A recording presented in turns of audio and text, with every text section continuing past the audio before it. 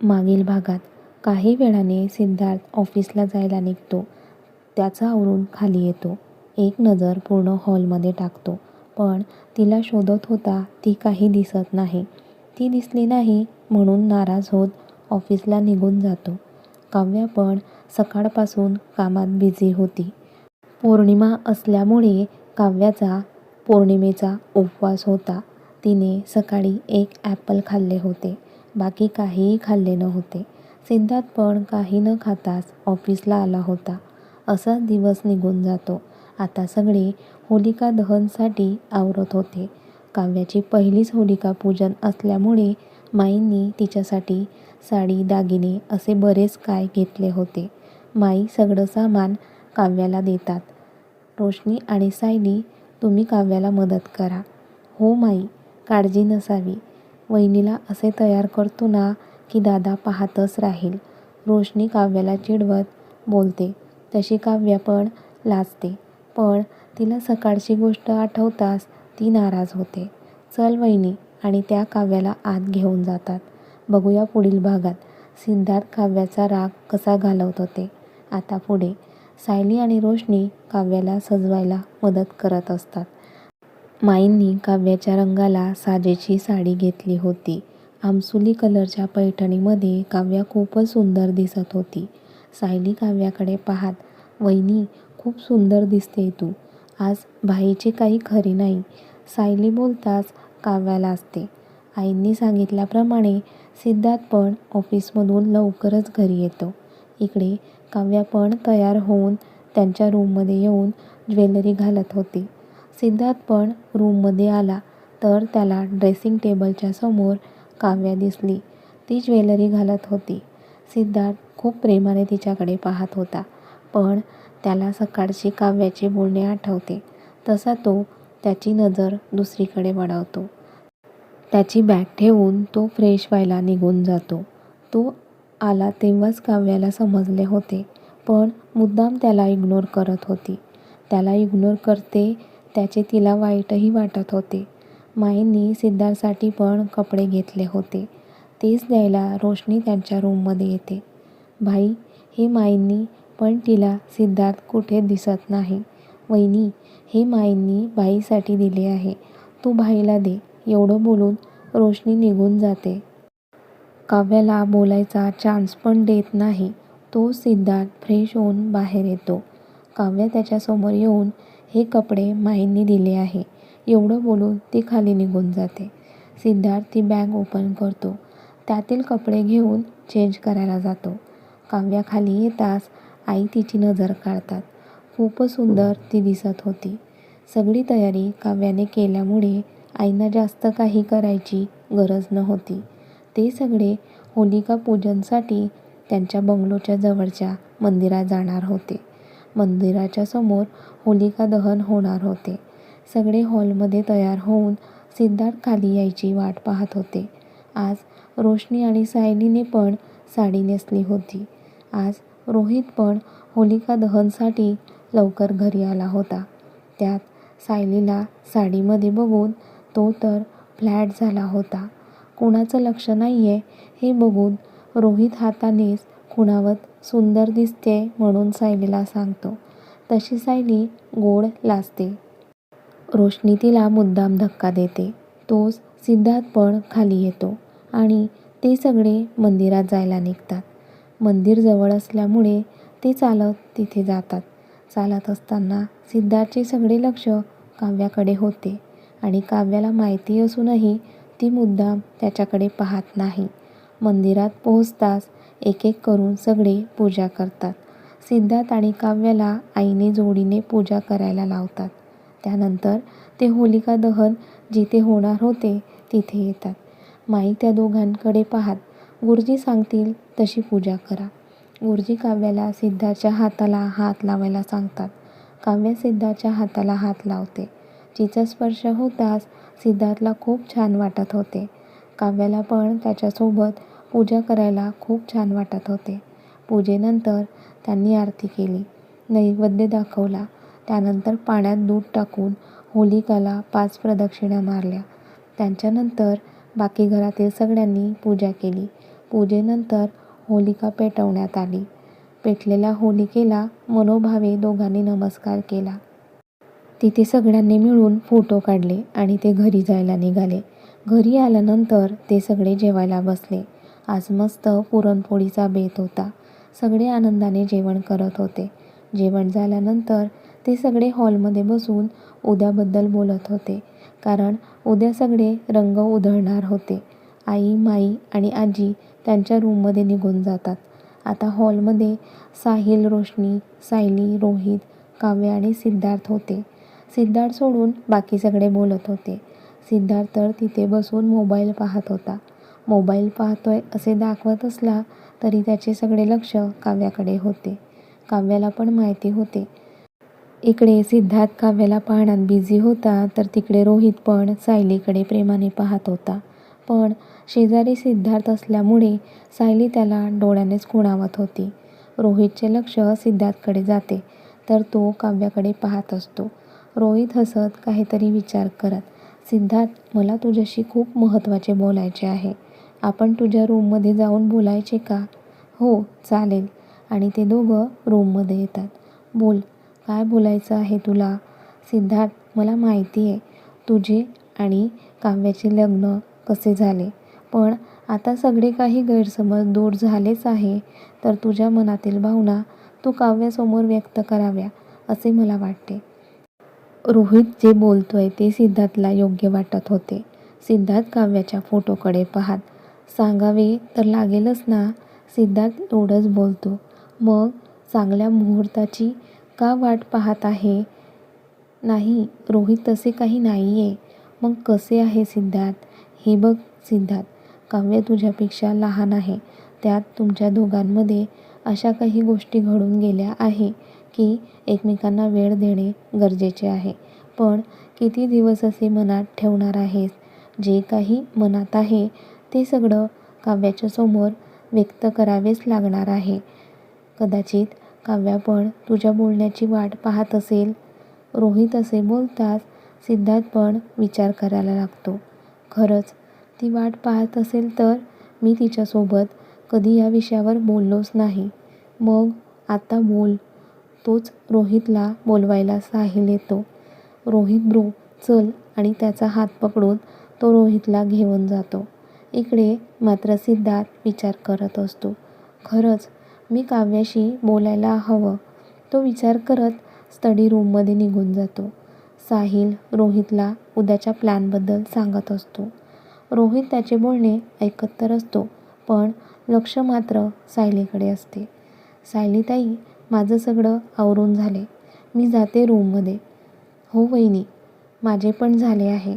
एवढं कंप्लीट करून मी पण जाते रूममध्ये. काव्या तिच्या रूममध्ये निघून जाते.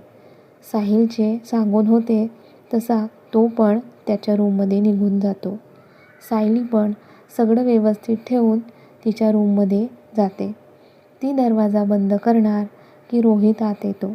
त्याला बघून सायली घाबरून बाहेर पाहते. घाबरू नकोस, बाहेर कोणीही नाही आहे. तो हळूच आत येतो. खरं तर दोघं एकाच घरात राहत होते, पण त्यांना असे लपून भेटावे लागत होते. आत येताच तो सायलीचा हात पकडून तिला मिठीत घेतो. सायलीला पण त्याच्या मिठीत खूप भारी वाटत होते. बराच वेळ ते दोघं एकमेकांच्या मिठीत असतात.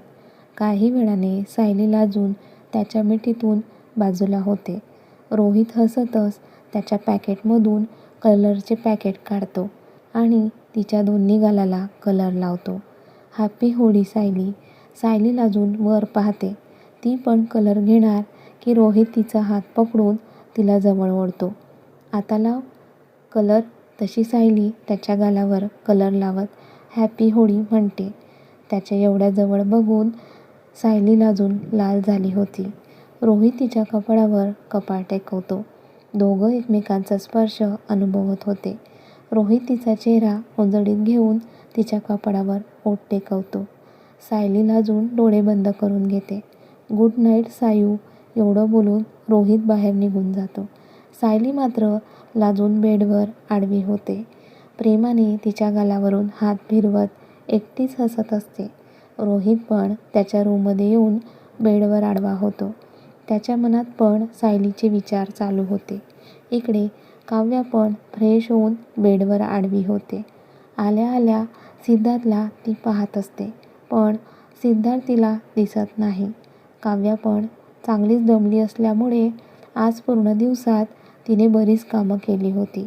बेडवर पडल्या पडल्या तिला कधी झोप लागली तिचे तिला कळले नाही. सिद्धार्थ पण 1-1.5 तासाने बाहेर आला. काव्याला बेडवर झोपलेले बघून त्याला खूप आनंद झाला. तो पण तिच्या शेजारी आडवा झाला. झोपमध्ये ती खूपच क्यूट दिसत होती. बराच वेळ सिद्धार्थ तिच्याकडे पाहत होता. त्याने हळूच प्रेमाने तिच्या गालावरून हात फिरवला. तिच्याकडे पाहत तो पण झोपेच्या स्वाधीन झाला.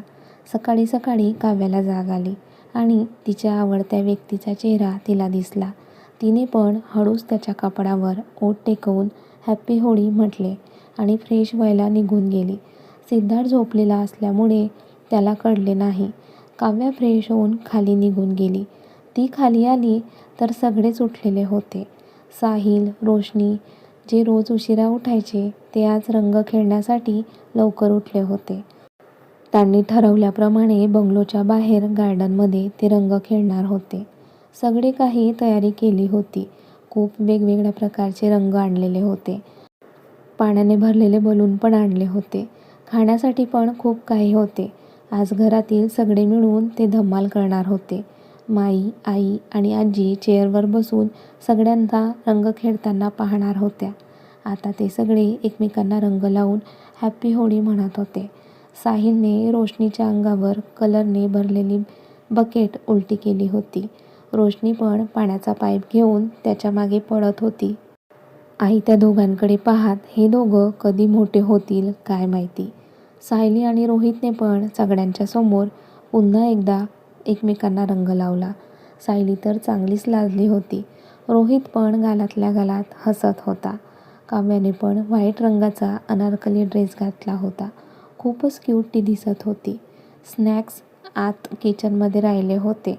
तेच घ्यायला ती आत जात होती.